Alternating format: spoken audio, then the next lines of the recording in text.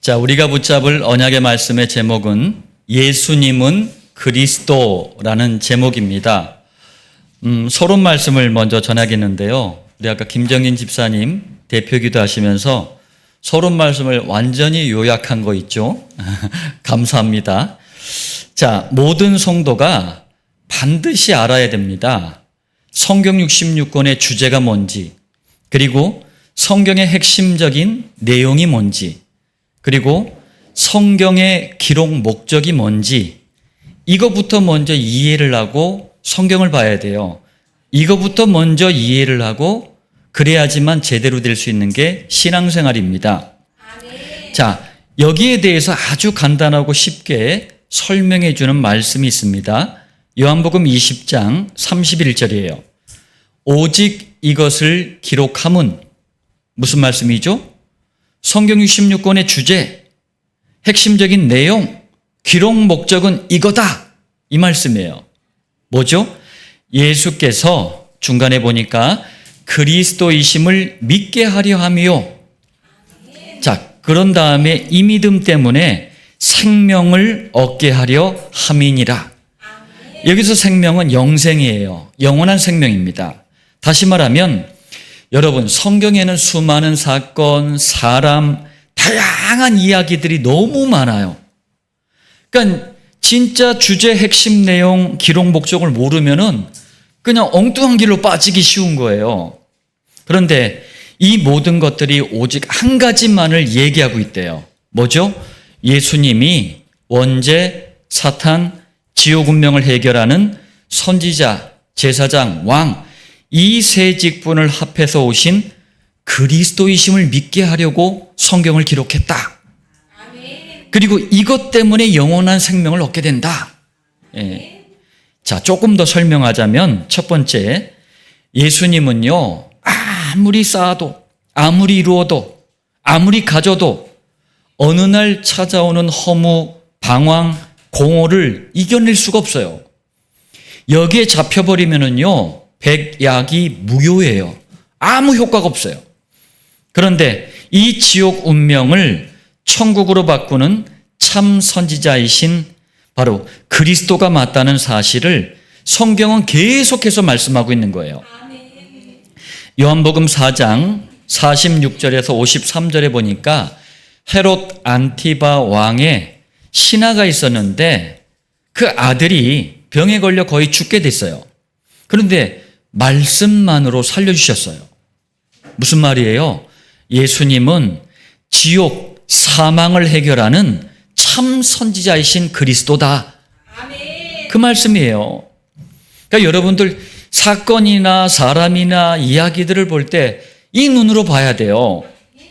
또 누가복음 7장 11절에서 17절, 나인이라는, 아홉이 아닙니다. 나인이란 도시에 한 과부의 아들이 죽게 됐어요. 그런데 예수님께서 살려주셔요. 예수님은 똑같은 겁니다. 사망, 지옥 운명을 천국으로 바꾸는 참 선지자이신 그리스도이시다. 이거 계속해서 설명하는 거예요. 오늘 본문이 들어있는 요한복음 11장 44절, 풀어놓아 다니게 하라. 자, 이게 무슨 말이냐면 죽은 지 4일이나 돼가지고요, 시체에서 썩는 냄새가 나. 이런 나사로를 살리셨어요. 똑같은 말씀이라니까요. 예수님은 사망, 지옥 권세를 깨트리신 참 선지자이신 그리스도다. 이거 붙잡으라는 거예요. 두 번째, 예수님은 이유도 몰라요. 원인도 몰라요. 그런데 어느 날 찾아오는 저주, 재앙, 환란을 주는 게 있습니다. 그게 원죄예요. 조상들의 우상숭배죄입니다. 알게 모르게 스스로 짓는 자범죄, 이 원죄와 모든 죄를 용서하는 참 제사장이신 그리스도가 맞다, 이 사실을 증거하는 거예요. 자, 보면은 마태복음 9장 6절에 인자는 그리스도가 사람의 아들로 오셨다는 걸 인자라고 하잖아요. 자, 세상에서 죄를 사하는, 죄를 용서하는 권능이 있다라고 말씀하셔요. 예수님의 선언이에요. 스스로. 예수님만이 원죄와 모든 죄를 용서하는 참 제사장이신 그리스도라는 말씀이에요. 또 마태복음 9장 13절에 나는 하면서 후반부에 죄인을 부르러 왔노라. 죄인을 왜 부르셔요? 예수님만이 원죄와 모든 죄를 용서하는 참 제사장이신 그리스도이시기 때문에 이렇게 선언을 하신 거예요. 자꾸 이상한 사람들이 구원받으려면 과거서부터 지금까지 지은 모든 죄를 다 기억해내가지고 싹 다 용서를 빌어야 한대요. 그럼 우리 단 한 사람도 구원 못 받아요. 알게 모르게 짓는 죄가 얼마나 많은데 그걸 또 어떻게 기억을 해? 그런 말 성경에 없어요. 예수님을 참 제사장이신 그리스도로 믿으면 죄를 기억을 하든 못하든 상관없다니까요. 모든 죄는 즉시 용서를 받는 겁니다. 예수님도 기억하지 않는 죄를 왜 지가 뭐라고 자꾸 기억을 해? 자꾸 기억하려고 하지 마세요. 끝난 겁니다. 세 번째, 예수님은 열심히 최선을 다해서 사는데도 계속 실패, 고통, 불행을 가져다주는 존재가 있어요. 사단마귀입니다. 이 사단마귀를 박살내신 만왕의 왕이신 그리스도가 맞다는 사실을 성경은 계속 말씀하고 있는 거예요. 자, 누가복음 4장 36절에 권위와 능력으로 더러운 귀신을 명함에 나가는도다. 마귀의 졸개 귀신에 딱 들리잖아요. 그러면 어떤 의학, 어떤 의술, 어떤 능력, 어떤 약물로도 치유가 불가능해요. 예수님은 만왕의 왕이신 그리스도가 맞다는 증거로 마귀와 그 졸개가 완전히 추방을 당하는 거 있죠. 누가복음 10장 19절 내가 너희에게 뱀과 전갈을 밟으며 원수의 모든 능력을 제할 권능을 주었으니 정말 놀라운 사실이에요. 만왕의 왕이신 그리스도께서 예수님을 믿는 성도 한 사람 한 사람에게 사단과 귀신의 세력을 추방하는 권세를 주셨대요.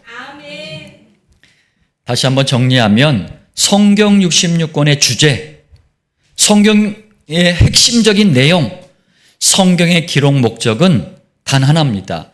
예수님은 그리스도라는 사실을 알리기 위함이에요. 서론의 말씀을 기억하시면서 본문을 통해 두 가지 은혜를 나누겠습니다. 본론 첫 번째입니다. 요한복음에는 예수님의 7대 표적, 7대 선언이 기록이 돼 있어요. 여러분 이걸 잘 기도하시면서 계속 기억하시길 바랍니다. 왜 그러냐면 7대 표적, 7대 선언을 통해서도 예수님은 그리스도다. 이 사실을 확실하게 증거하고 있기 때문에 그래요. 자, 첫 번째, 요한복음에 나타난 예수님의 7대 표적입니다. 표적을요, 알기 쉽게 말하자면 그리스도만이 하실 수 있는 일을 말하는 거예요. 그리스도만이. 그럼 거꾸로 얘기하자면 예수님을 그리스도로 믿는 우리의 삶 속에도, 신앙의 여정 속에도 이런 일들이 일어날 수 있다는 거예요. 잘 기억하시길 바랍니다. 첫 번째, 요한복음 2장 1절로 11절, 물로 포도주를 만드신 표적이에요. 여러분, 이 표적은 본질을 바꾸신 거예요. 물과 포도주는 본질이 달라요. 화학 성분도 다릅니다. 다시 말하면 오해하지 마세요. 아, 예수님이 물로 와인을 만드셨구나. 근데 그 얘기가 아니에요. 아버지는 서울대학교 경상대학을 나오셨어요. 어머니는 이화여자대학교 약학대학을 나오셨어요. 엘리트 집안이에요. 결혼을 해가지고 첫째 아들을 낳았는데 아유, 잘하면서 이상한 짓만 자꾸 골라서 하네. 하지 말라는 짓만 자꾸 골라서 하는 문제아가 되어버렸어요. 나중에 43년 동안 알코올 중독자로 살았어요. 그러니까 세상의 기준으로 볼 때는 대책이 없는 거야. 그런데 이런 아들이 예수님을 믿고 술도 끊고 변화가 됐어요. 제가 생각하기에 딱 그렇게 생각 들더라고요. 아, 참 아무리 악질이라도 그리스도 믿으면 본질이 바뀌는구나. 물로 포도주를 만드신 표적을 통해 예수님은 창조주 여호와 하나님이시다. 참 기쁨의 근원이 되신다. 이 사실을 알리신 거예요. 두 번째, 요한복음 4장 46절에서 54절. 헤롯 왕의 신하 아들이 거의 죽게 됐어요. 근데 예수님은 곁에 계시질 않았어요. 볼 수도 없는 먼 곳에 계셨어요. 그런데 말씀만으로 헤롯 왕의 신하 아들을 고치셨어요.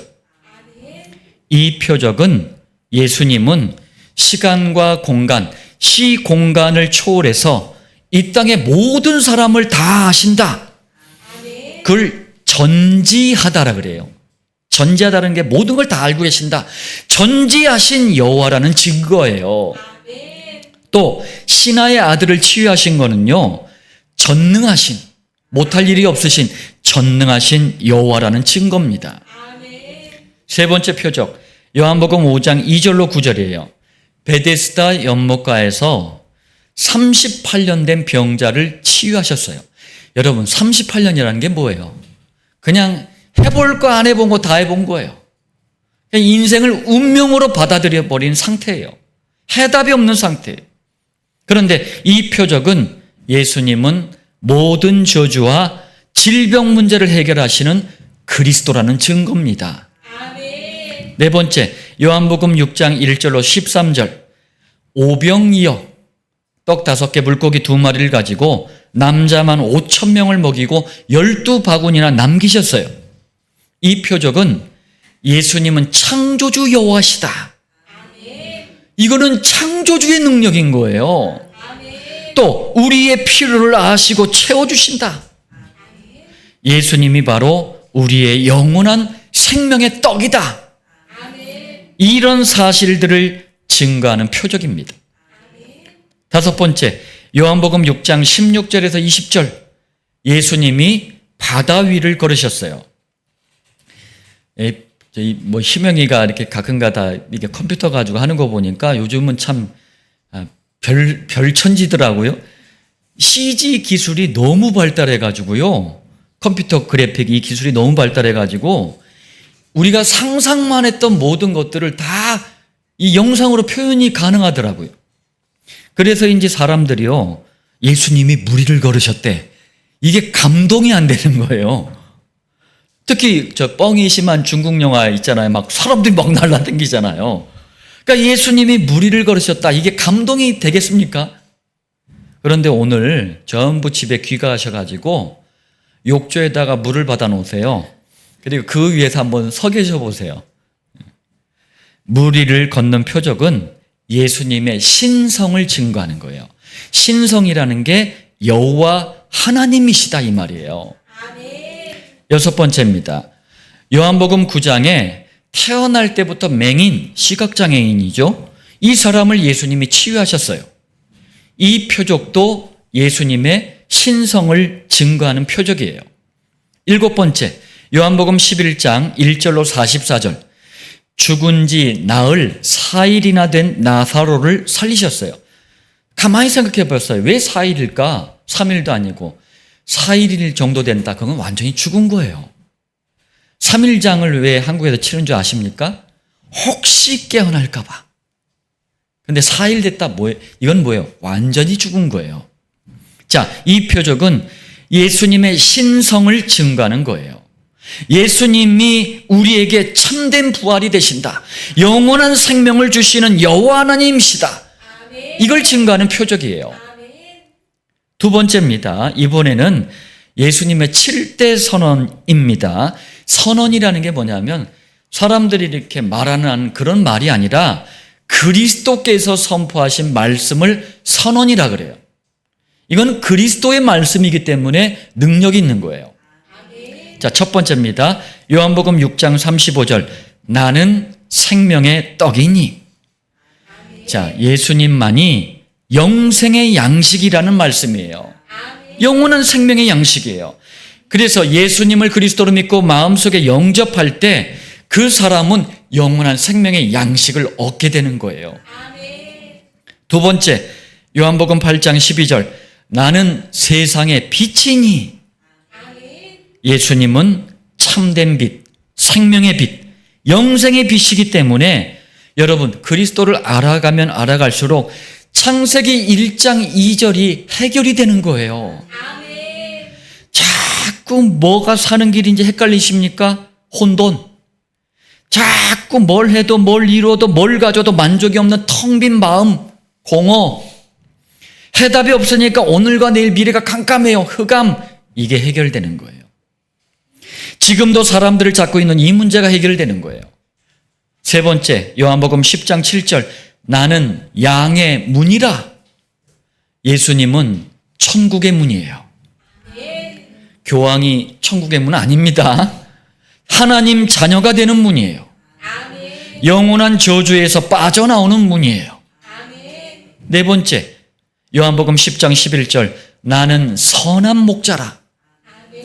선한 목자이신 예수님은 양들을 위해서 목숨을 버리셨어요. 네. 여러분을 위해서 누구도 목숨을 못 버려요. 남자들이 꼭 데이트해가지고 어떻게 해서든 결혼하고 할 때 하는 거짓말들 다 잊으시길 바랍니다. 그 부도난 수표예요.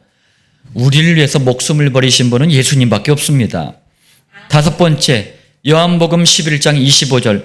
나는 부활이요 생명이니.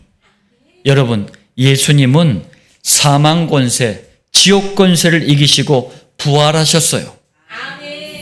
그래서 이 선언을 믿는 모든 성도에게 영원한 생명이 되시는 거예요. 어느 병원을 전도하는데 중환자실 앞에서 어머니 한 분이 막 울고 계시더라고요. 마음에 너무 안쓰러운 거예요. 제가 이제 여쭤봤더니 자기 아들이 지금 중환자실에 입원해 있는데 의사가 3, 4일밖에 못 산대요. 그래서 제가 어머니께 부탁해가지고 들어갔어요. 귀에다 대고 복음을 전하고 예수님을 영접했어요. 다음날 깨어났어요. 그 다음 주에 퇴원했습니다. 무슨 얘기냐면 예수님은 과학과 의학을 뛰어넘는, 인간의 상식을 뛰어넘는 생명의 주인이세요. 여섯 번째, 요한복음 14장 6절. 내가 곧 길이요 진리요 생명이니. 여러분, 이거를 헬라어 그리스어 그대로 번역을 하면 정관사 더가, 영어의 정관사 더가 앞에 붙어 있어요. 그래서 번역을 하면 그 길, 그 진리, 그 생명, 이런 뜻이에요.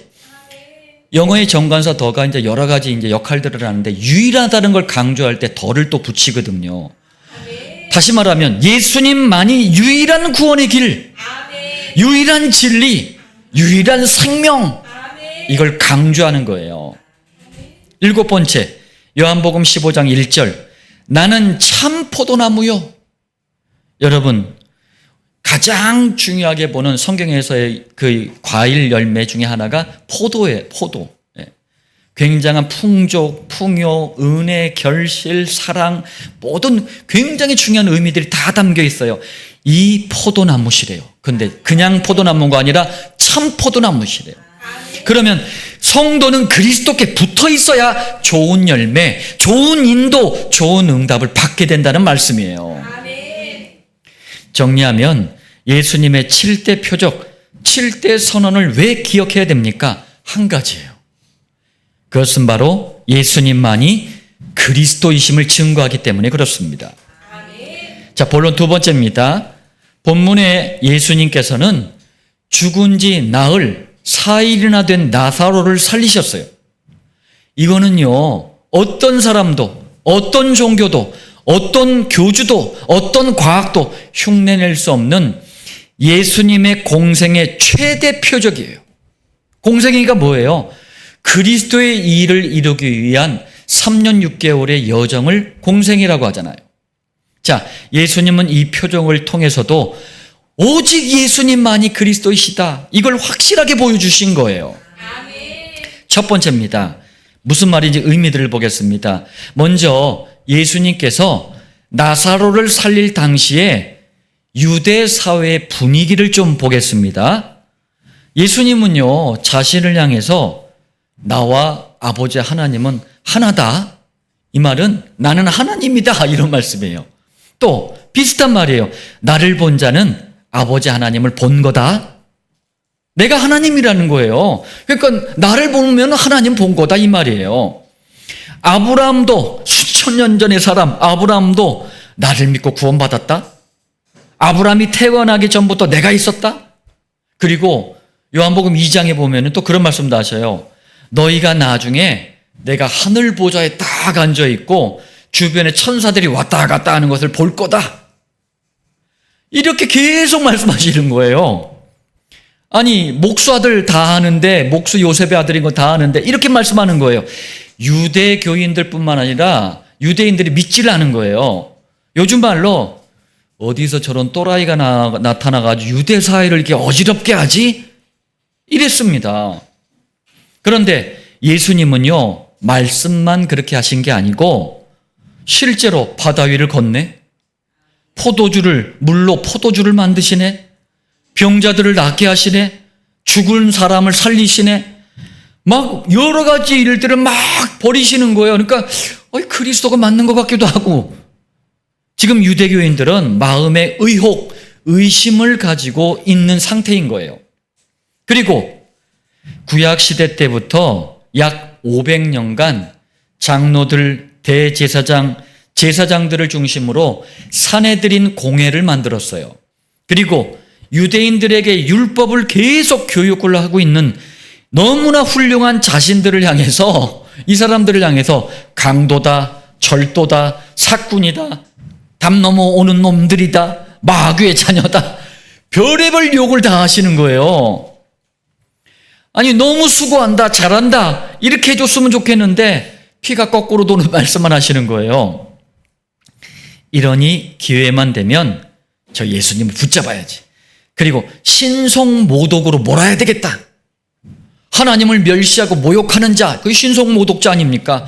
그래서 돌로 쳐 죽이려고 하는 사회적인 이런 유대사회 분위기가 확산되고 있을 때 죽은 지 4일이나 된 나사로를 예수님이 살리신 거예요.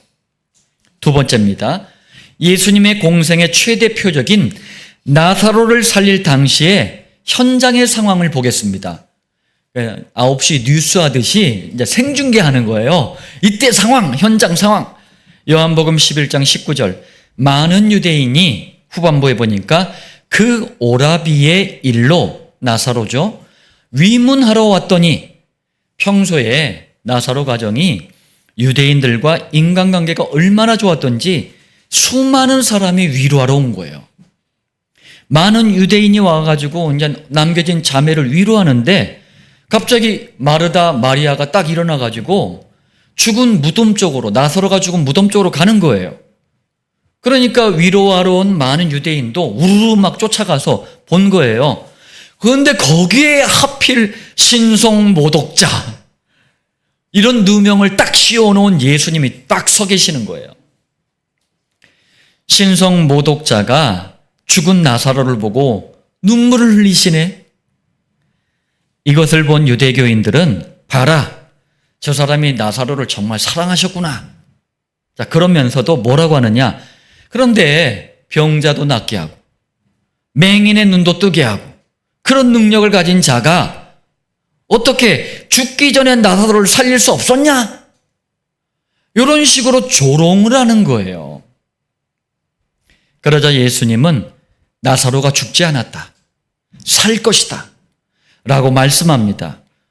근데 참 안타까운 게 이 말씀을 들은 마르다가 마지막 날에 다시 다 살 거 우리도 압니다, 이렇게 얘기를 하네. 그러니까 예수님은 요한복음 11장 40절, 믿으면 하나님의 영광을 보리라. 믿는 자들이 되시길 바랍니다. 안 믿는 쪽에 서지 마시길 바랍니다. 자, 그리고 무덤 입구를 막은 돌을 치우라고 하십니다. 그러니까 돌을 치우라고 하시니까 사람들이 가가지고 이제 돌을 갖다가 이제 딱 치우려고 무덤 가까이 딱 가는데 어메나, 시체에서 썩은 냄새가 진동을 하는 거예요. 한국과 달리 유대 사회는 지난번에도 얘기했지만 이 지중해 기후기 때문에 굉장히 후텁지근해요. 부패 속도가 뭐든지 너무 빨라요. 당일날 바로 장례를 치르지 않으면 냄새 때문에 이게 큰일 납니다. 썩어서 막 냄새가 진동을 해요.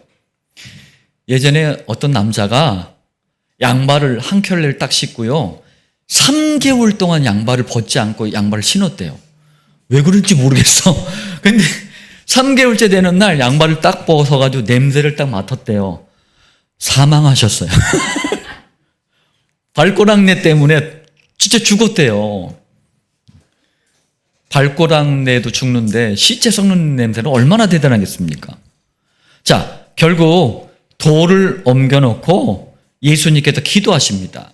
그런 후에 나사로야 나오라 하셨는데 완전히 영화 미라인 거 있죠? 나사로가 무덤이 열리고 나사로가 그냥 배로 흰색 천으로 이렇게 배로 얼굴은 수건으로 가리고 배로 온몸을 둥둥 그냥 이렇게 쭉 나온 거예요. 기절초풍할 일 아닙니까 이게. 그야말로 유대 사회 안에서 메가톤급의 충격이 된 거예요. 여러분들 메가톤급이라고 했을 때 메가톤이 1메가톤이 뭐냐면은 100만 톤이에요. 메가톤급의 충격이 된 거예요. 또 엄청난 이 사건을 많은 유대인들이 함께 보면서 거의 다가 예수님을 믿게 됩니다. 세 번째, 예수님의 공생의 최대 표적인 나사로가 죽었다가 살아난 사건을 통해서 사람들의 각각 다른 신앙도 볼 수 있습니다. 여러분 이거는 보시면서 반드시 점검을 하셔야 돼요. 첫 번째, 마르다는 예수님께서 네 오라비가 다시 살아나리라 이렇게 말씀하니까 이런 신앙을 고백합니다. 요한복음 11장 24절 마지막 날 부활 때에는 다시 살아날 줄을 내가 아나이다. 무슨 말이에요?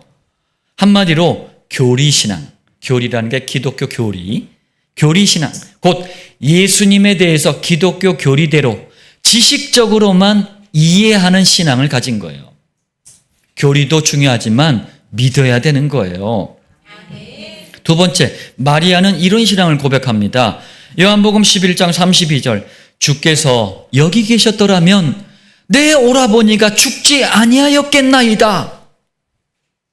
전에는 향유옥합을 깨트려 가지고 자기 머리카락으로 예수님의 발을 씻겼던 마리아가 가장 중요한 현장 앞에 딱 서니까 이런 신앙을 고백한 거예요. 무슨 말이죠? 제한된 신앙이에요. 예수님이 여기 계시면 안 죽었을 것 같고 다른 데 계시면 죽을 것 같은 제한된 신앙을 가진 거예요. 다시 말하면 예수님이 시간과 공간의 제한을 받을 수도 있다는 신앙을 가진 거예요. 여러분 이거는 것들이 우리가 점검하고 주의해야 돼요. 우리 자녀들이 만약에 먼 곳에 가서 공부하고 있다. 시간과 공간을 초월하는 성령의 능력을 의지하시길 바랍니다. 세 번째, 위문하러 온 많은 유대인은 이런 신앙을 고백합니다. 요한복음 11장 37절 맹인의 눈을 뜨게 한 이 사람은 예수님이에요. 그 사람은 나사로입니다. 그러니까 맹인의 눈을 뜨게 한 예수님이 나사로는 죽지 않게 할 수 없었더냐?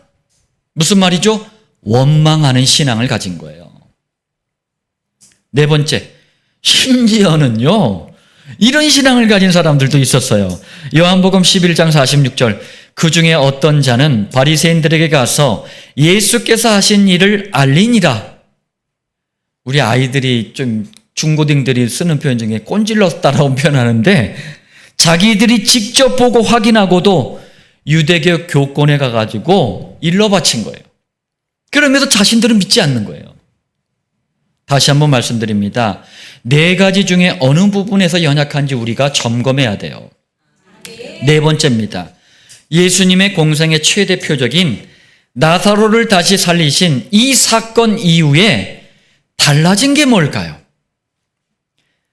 첫 번째입니다. 나사로 가정은 예수님이 그리스도라는 사실을 증거하는 전도자의 가정으로 바뀌어버렸어요.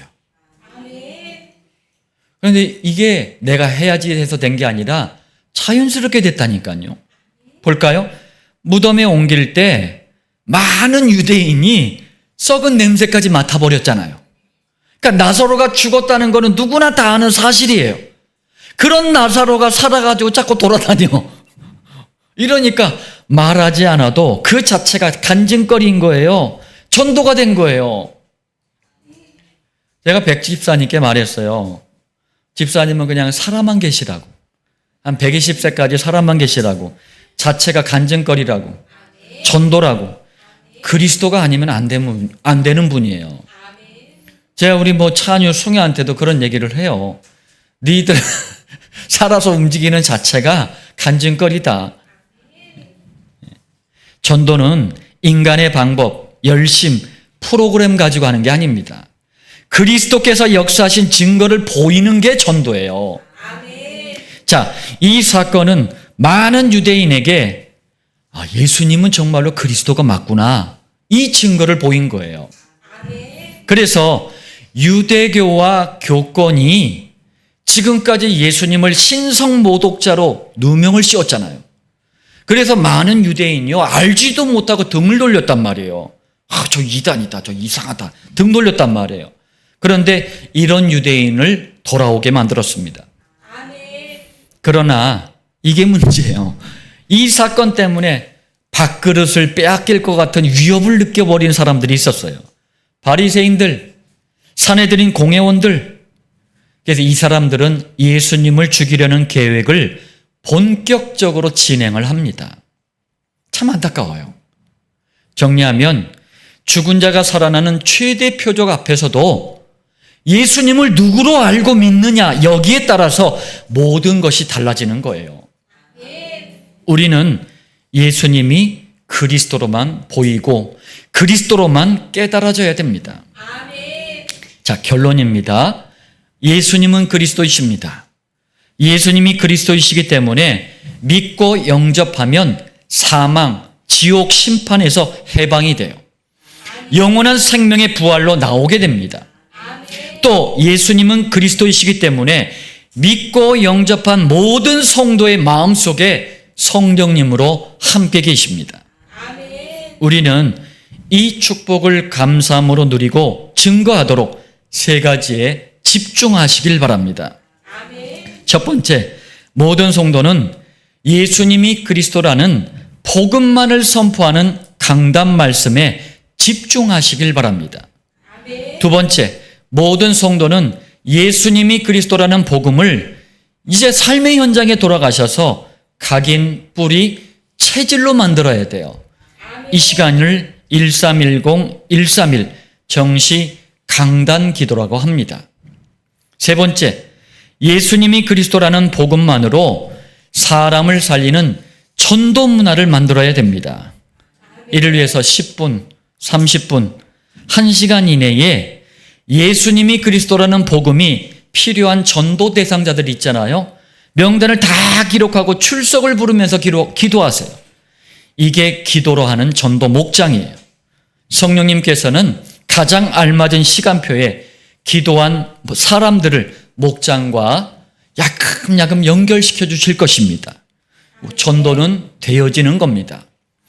오늘 이 축복의 말씀이 여러분 당대와 후대를 두고 성취하실 언약의 말씀이 되시길 살아계신 주 예수님의 이름으로 축복합니다.